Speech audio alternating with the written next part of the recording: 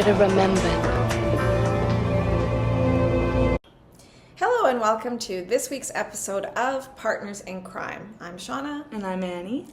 And we are still, just thankfully, gloriously, in Season 2 of Criminal Intent. And this week's episode is called Bright Boy. And so, Annie, tell us a little bit about what happens in this episode. So the murder victim is a social worker, and there's actually two people that get murdered, her and then The deputy mayor. The deputy mayor. And that's why Major Case is brought in, because he's dead. Yeah. But it's much deeper than, just the surface. Just that. Yeah. So they, she was wearing this purple sweater, and that's kind of how they found out there was another person. Because originally, they only found the mayor in the car. That's right. But because there was, threads from this purple sweater, they knew that there was another person there. And it also had something to do with, there's a fresh paper in the, from that day. So then they go and, I don't know, do they, look for quarters? So they're looking for quarters, for fingerprints, to identify the person in the car. And then there's a really great scene with Goran and this, I guess, homeless man. Because they're all empty. There's no quarters in there. Yeah, so we're talking about those kind of, I don't know what you call them. The machine. Like the vending machines with the papers. And this man is, tipping them over to knock the quarters out of them. Yeah, and so Goran, of course, helps him and has a Goran moment. Has a wonderful interaction with this mentally unstable person, because Goran really excels at that. And he tells them, yes, there was this woman wearing the sweater, and I think actually that's how they end up identifying her, because he comes into the station and, they do a sketch. And so then I think they realize that she wasn't only just the social worker, she was also, doing these interviews with little kids to get into this college-level school for just these bright children who are, so, wise. Gifted. Gifted. Yeah, so there's this special program at the university for gifted children. And I guess on a volunteer basis, this social worker, Kim Stevens, was doing interviews to assess basically their social adaptability and whether they could handle kind of being in that adult environment pretty much. Yeah. So then they think, well, maybe her death is somehow in connection with these interviews. And because it is so competitive to get into this program, would a parent actually kill over her recommendation? Because we get the impression that acceptance into the school really depended on this woman's recommendation. And so that leads them to a very bright boy named Robbie Bishop. Yeah. And so what do we find out about him? He's just incredibly smart, but he's also a really sweet kid. Very sweet. Yeah. And so there's some issues with the age, but I'm pretty sure he's 10. I think he's supposed to be 10. At one point, Goran says he's in grade 8, which doesn't add up. But he looks like he's 10. Yeah, and he's been homeschooled. This is important. His mom passed away. So it's just him and his dad. And so he was homeschooled, maxed out, the scale on the IQ test. Yeah, it's flying colors. SATs, through the roof. And so he is accepted into the school. But how do they really start to kind of think it has something to do with this Robbie? I think it's because of the dad. Because, Goran's all about profiling, and the dad kind of fits the profile because Shawna has some issues with the dad. I really don't like the dad.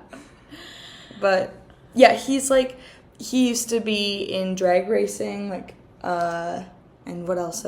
Martial arts, and so probably had an undiagnosed case of dyslexia, so didn't excel at school the way he could have, but he's a bit of a math whiz. So Goran right away recognizes the profile that, he kind of failed at all of these attention-seeking endeavors. And so now he set all of his hope on his son and being the father of a prodigy, the father of a genius. And so here's my issue with this dad. Even though I like the actor, he was on Homeland, but like the amount of pressure that he's putting on this kid, and he's a sweet kid, he doesn't want to let down his dad, he just wants to be a normal kid, he wants to watch baseball, he wants to play in Little League, and I just think it's like so abusive, to be honest. No, it is. It's emotionally abuse. And especially when he's got no siblings, only one parent, there's no one he can tell. You know, if his mom was still alive, he could say, like, Mom, could you please talk to Dad? I really don't want to go to this school. I just want to have a normal childhood. And it's so unfair to do to this little boy. So, yeah, I have, like, no sympathy for the dad. I mean, often on Criminal Intent, the show kind of tries to, you know, create a little bit of empathy for the perpetrator, but no, none for. I'm coming up empty. Yeah. So then, Goran and Eames go to the house, and Goran really just kind of makes friends with this little boy, and he just loves baseball, and he knows all the like things, all the stats. Yeah, that's what the stat. And but then I think they go to meet this other kid named Charlie, and he's pretty much a dropout from. Isn't he still in the program? No, I don't think so, because he was the one that was on the bubble. So at first they think, it must be this Charlie kid, because this recommendation was really important for this kid, but it wasn't. And he's just like such a weirdo, because they go into his room, and he's just like full of teenage rock stuff. Yeah, so he's like what they think a teenager is. So he's kind of rebelling against the whole, track. What does he call it? The genius track? Yeah, that. Baby genius track. So then there's this, they learn that there's this, I think it's called the Reisman hypothesis. Riemann hypothesis. And it's like this equation that no one's been able to solve, and it's like they'll award $1 million. And so the school, and we see a lot of the woman who runs the school, is very keen on one of their students solving this hypothesis. So they get like just samples of work, like from this Charlie that they talk to. And then also from Robbie. And they're comparing, kind of their math homework. And what does Goran discover? Well, Charlie's uses, numbers and other variables, but the variables that Robbie uses are the symbols. The infinity symbol, they're Greek symbols, and then alpha, and then theta. Yeah. So infinity means forever, alpha means the end, and then theta means death. Maybe it's omega, the end. Yeah, no, you're right, omega. So yeah, it's like omega, right. The end, and then death. Theta was death. So like this kid is suicidal. That's why he's using the variables are actually a cry for help. He doesn't want to solve it. He doesn't understand it. Exactly. It's a cry for help, which no one heard. Yeah, because, no one would. Poor kid. But who does hear his cry for help? Goran. So they sort of deduce, this poor little boy, he never wanted to go into the program. And then one of the saddest things is they go back to the house, and, Eames visits with Robbie, and he shows her his computer, and the background of the computer is like the screensaver. Yeah, he's with his aunt and uncle and their kids, but they realize like something's not right with the lighting, and he edited himself into the photo. Yeah, so that's all he wants. He just wants a normal family and a normal childhood. We also learn that, he was going to Little League tryouts, even though the tryouts, or the games would be on Saturdays. And at this horrible school, the kids have to go to school 6 days a week. So he would actually not have been able to join Little League anyway. So then they figure out that Kim Stevens actually had planned to recommend Robbie for the program, but Robbie, just kind of being a kid and not really understanding how these things work, told his dad, yeah, no, she's not going to recommend me, thinking that that would just resolve everything and he wouldn't have to go to the school. So he tells this lie. And so they think, oh, so that's why his dad killed this Kim Stevens, is because he was under the misapprehension that she wasn't going to recommend him and therefore he wouldn't get into the school. So how do they end up really kind of catching the dad? Well, the dad's gonna move to like Colorado because there's another gifted school there that heard about Robbie or whatever. But then during Robbie's like lunch hour, Goran goes to visit him and they find his notebook. Well, there's just this really kind of nice scene. Really touching. Where Goran, he understands the little boy and he wants to help him. And so, he goes to the blackboard. Yeah, you explain. And he writes the symbols, like the infinity, the and death. And he just lays it out how he understands Robbie. He's like, you were trying to tell somebody. And he's trying to tell him, like, look, I hear the message that you're sending. So then he comes and sits down next to him, and he's like, why do you hate it here so much? Is it the kids? And then he won't answer, and Robbie's just kind of looking down. And there's like a stack of notebooks. And then, Goran keeps asking, is it this? Is it that? And he keeps kind of like pushing this notebook, like touching it, pushing it forward. And then at one point, like takes it and kind of like puts it to his chest. And, so Goran can tell like, oh, he wants me to look at the notebook. He doesn't want to like say that. But he definitely wants me to look at the notebook. It's just such a little kid thing to do. But Goran's just so great. Like, he's just, can I see your notebook? And then he, goes away, and then Goran's like, please. And which is all this kid wants, is finally, like, to tell someone his secret. Yeah. And what is the secret in the notebook? He doesn't understand it. He can't do the math. Like, yes, he's very smart, but he's not smart enough to do college-level work. He's not a genius at all. It was just that his dad was, like, helping him fill out the SATs. He memorized the... personality test. Yeah, and the questions from the IQ test. So all along, everyone's thinking this kid is, like, incredibly gifted and a genius, and he's probably, just a very intelligent 10-year-old. Yeah. So then how do they, and of course this is Goran's expertise, but how does Goran get the dad to confess in this case? I don't remember. You can. So basically they bring the dad in and they do this like, I don't know why sometimes Goran and Eames, it's almost like it's just fun for them, but they lie in an unnecessary way. And so this time Goran's like, guess what? They think that Robbie's done it. He solved the Reisman hypothesis. Here, take a look at his work. And so the dad is just like, oh, I knew it. It all paid off. Everything I've sacrificed. And it's the notebook. And so the dad's like flipping through and is kind of like, what is this? Like, this is just like gibberish. This isn't even, I know enough about math to know like this isn't even right. And so that's how, he kind of learns, and they tell him, look, like, your kid isn't a genius. You've been doing the work for him. This is way over his head. And then Goran's like, he kind of tells the dad, we know that you think Kim Stevens wasn't going to recommend him, but the truth is she was. Robbie just lied to you because he didn't want to go to this school. So now the dad has this horrible realization that he killed this woman and the deputy mayor of New York for nothing, basically.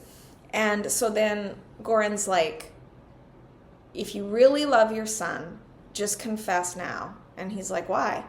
And Goran's like, because then there won't be a trial and it won't come out that you killed this woman because of Robbie's lie, and you'll spare Robbie that knowledge of knowing that his little fib actually resulted in the death of 2 people. And so he does agree and confesses.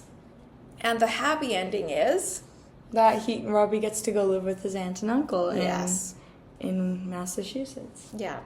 So kind of an unusual, once again, a very unusual murder plot.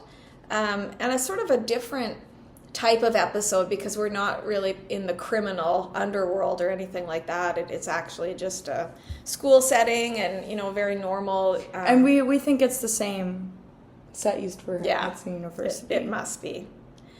So there we go, a very good episode.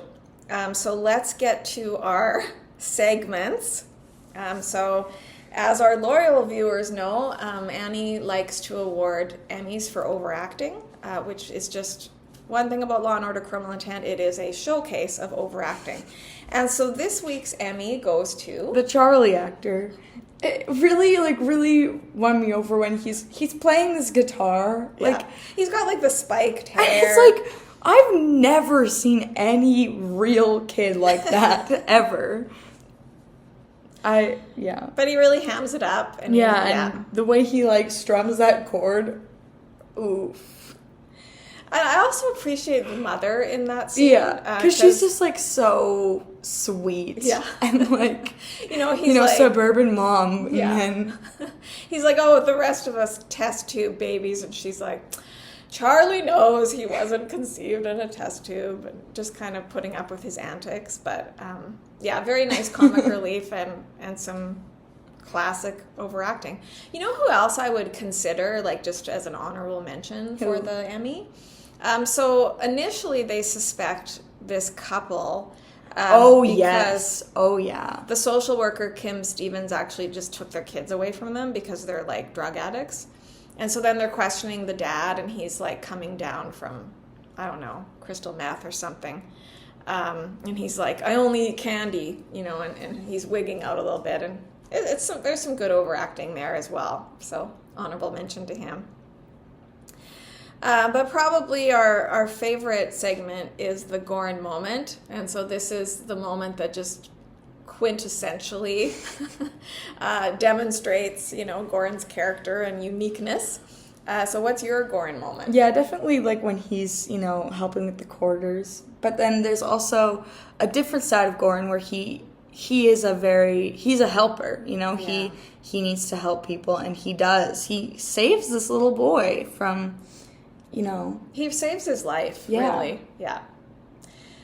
So the scenes with Goran and this little boy, Robbie. And Robbie is just so sweet. He's just so cute. And I should have written down the actor who plays Robbie. I don't know, but wow. He does come back to Criminal Intent, not as the same character, but a great performance. And I find Goran, or Vincent D'Onofrio, really does well with kids. Whenever there's a kid on the show, I just really like those moments because Goran is so good with kids. Yeah, so my Goran moment, I agree with you. The quarters, the interaction with that crazy guy, really good. He just has a way of getting through to him. But anytime we have a scene where Goran's alone with Robbie, so we talked about, the one where...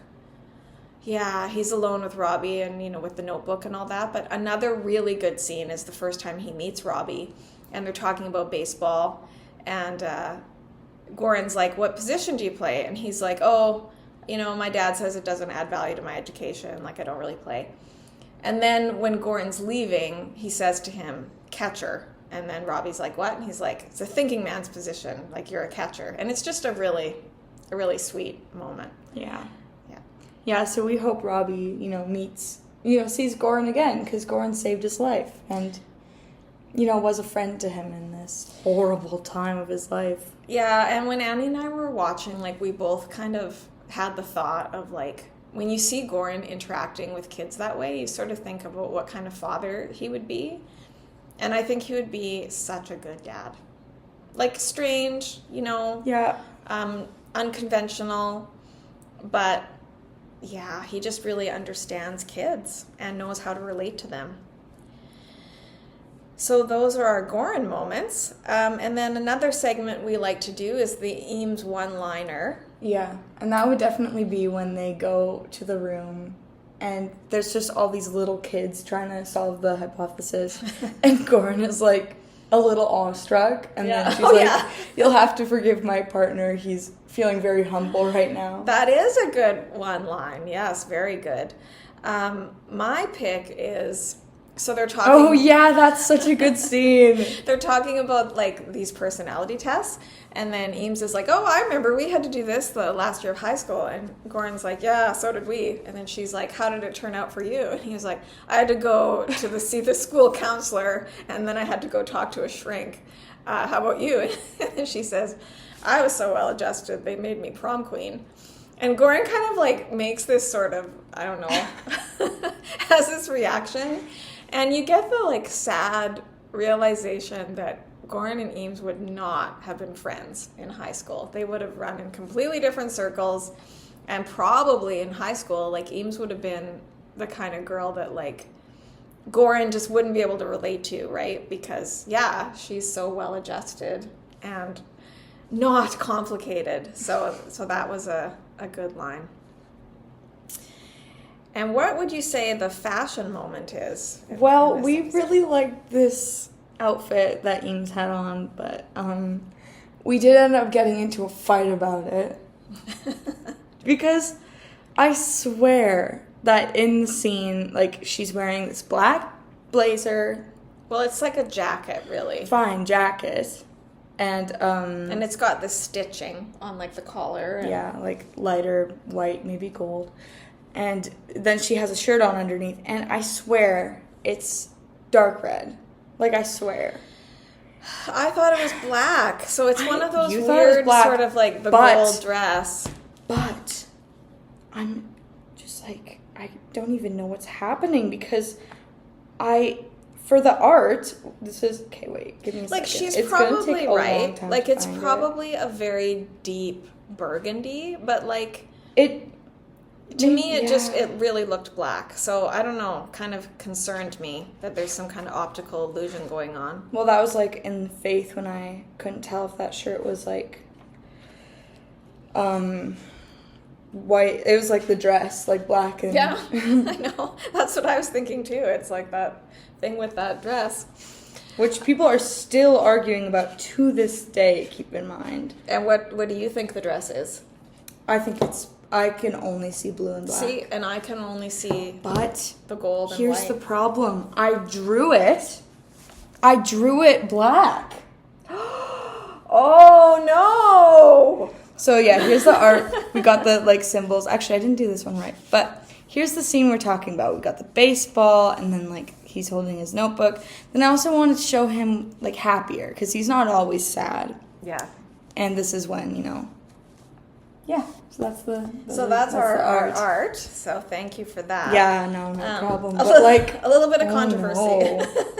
You didn't tell me that Well, that's what I was upset about. because we're arguing about it, and so then Annie finds like a picture online, and then I was like, oh, even I must admit, like that does look a little bit red in that picture, but But that's the picture I drew. yeah. So I don't know.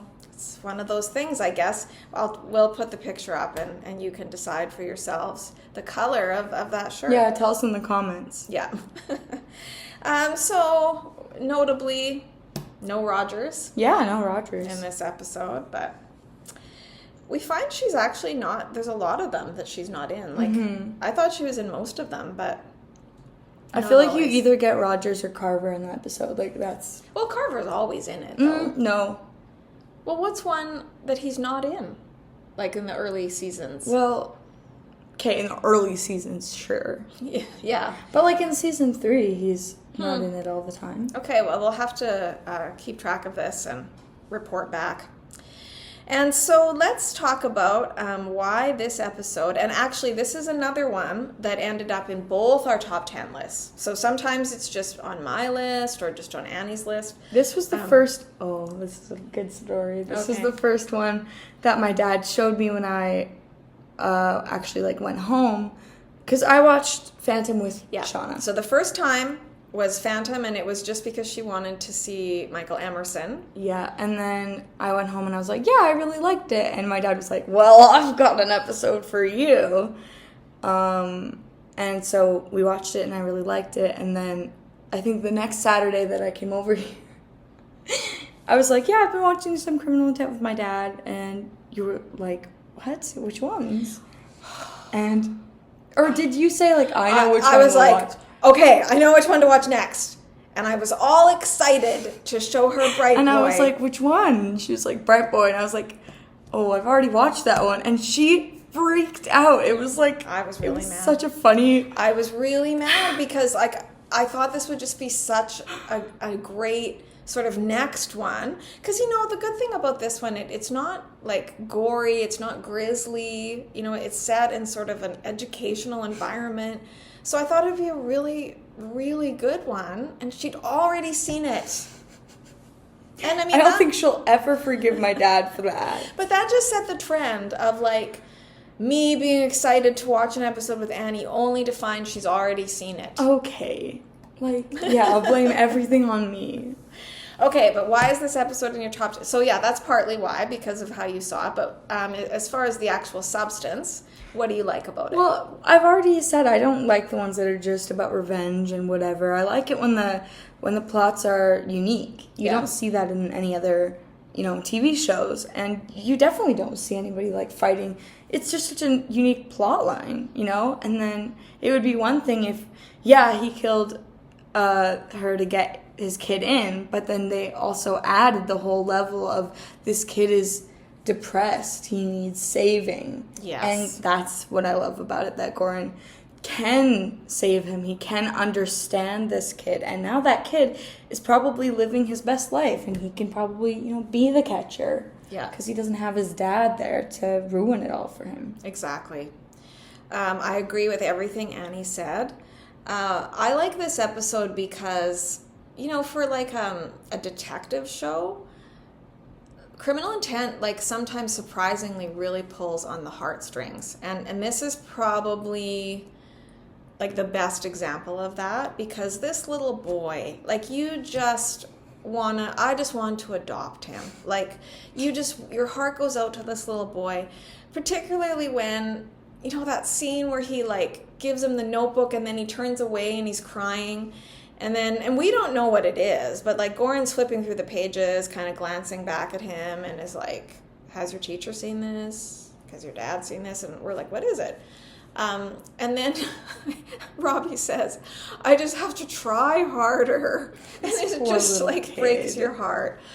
So, yeah, I love it because it's really the story of Goran, like, intervening in this boy's life and really saving his life and setting him on a whole new future. And to think of this poor little boy who, you know, could have been so happy, but is actually just wants to die because he feels so trapped in his life. And I love the episodes where, like, because, you know, it's sort of a theme in the show that Goran is consumed by his work. And particularly in the last season, in season 10, that's something he explores with, like, his therapist, that he's got to find some purpose outside of his work. But I really like the ones where you actually come to understand Goran's role as a detective as kind of almost like a divine calling. Like, when he uses his abilities, not just to, like, you know, secure justice and bring the truth to light, but to actually help people. I just feel like God just kind of put Goran in this little boy's life, like, and to save him, and that he does have that ability. And before filming this podcast, we actually just watched another episode, like, you know, we may or may not include it because it's so good, but it's basically about this, like, mind control kind of cult. You know, and I was saying to Annie, like, Goran could totally start his own cult. And I mean, it was a good transition for me because I was so obsessed with Lost, so obsessed with Ben. Yeah. A master manipulator for, you know, bad, evil. Well, or for in service of the island, but, there's our bird. Out of character for me to say, but, yeah.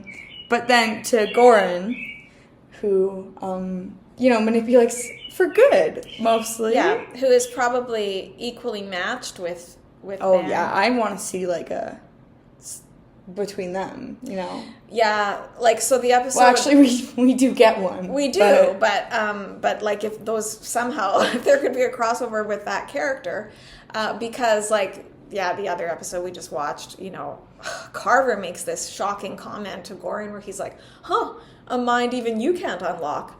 But it is an interesting question of, like, if you had Gorin up against, you know, Benjamin Linus, and who would be able to, like, manipulate who, you know? Well, you know, we do get some more manipulation both ways pretty soon. Get ready. Just wait and see, because... So I think we should talk about our great news.